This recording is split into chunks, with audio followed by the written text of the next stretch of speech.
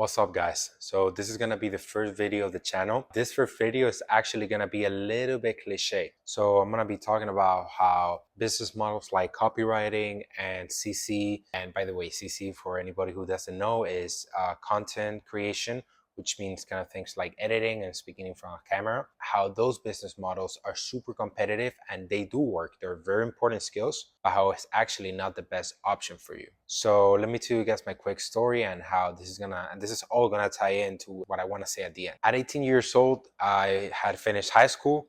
I graduated, I had like a 3.3 GPA, pretty good SAT, and I got a scholarship for university. Keep in mind, I got a scholarship. So at 18, I was broke. I just signed up for college, I just started, and I was dead broke. I didn't know how to make money, and I wasn't making any money. So what I did is I started looking for ways to make some money, right? I didn't want to end up working 9 to 5 for about 40 years, like my parents, my grandparents, and everything. You know how it goes. So what I did is that I joined Andrew Tate's Tier W program, the Hustles University, or now it's actually known as the Real World. And I tried programs like copywriting, CC Plus AI, and Business Mastery. And needless to say, they were really good. Like, has really good information that if you're gonna start a business in the future, is absolutely like, it's like you gotta know that shit because it's gonna be amazing for when you start a business. However, after going through the program for about a year and a half, I had the brilliant idea of not going into any of these business models for real. I actually made money on my copywriting skills. I made about $2,000.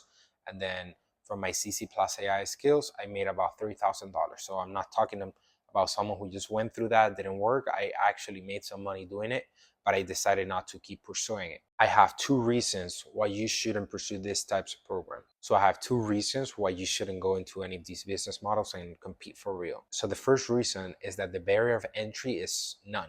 So a 15-year-old kid from Malaysia could be competing with you right now who lives in the States. It doesn't really matter. And with the rise of AI, ChatGPT, and all of these other things, it's very easy to get into the game without actually knowing the game. Now, the second reason is that Tier W develops killers. So everybody in Tier W who makes money, who's actually doing the work, is a killer. They work for a lot of hours a day. They know what they're doing. They know their business models. This means that there's a lot of competition and the competition quality is like super high. Like you're not gonna get clients with slacky effort, not doing a lot. No, you have to put in the work and grind it. If you're a killer and you grind, that's good because you will probably make money. But if you take those skills and you take them somewhere else, they'll probably be more valuable. Now, if all the killers are competing in the business models in Tier W, that means they're not competing somewhere else, which means that this other place is probably ripe for you going in and conquering the shit out of it. The question is, what is that place? Where is that at? And the answer, you may not like it, but it depends. Yeah, it depends. It's kind of a complicated question, but let me give you some context. So Andrew Tate says something super interesting, that is, money is like water. And what he meant by that is that money is like rain. It falls down, then it evaporates, it goes back up, then it goes to the river, it flows. What you need to do is figure out where the money's flowing, kind of where the water is going. If you get into the right place, you're gonna get wet. You just need to figure out where it's gonna rain, where the water's flowing, right? But to know where money is flowing, you need perspicaciousness and you need to pay attention. You need to be asking the right questions too. You need to ask yourself, the most important question is not where money is right now, it's where it will be. So even though right now everybody may say, oh yeah, money's in this, money's in copywriting, money's in crypto, money's in Bitcoin, you need to figure out, okay, money's here now, but where is it gonna be in a year or in 5 years? That's where you're gonna shine.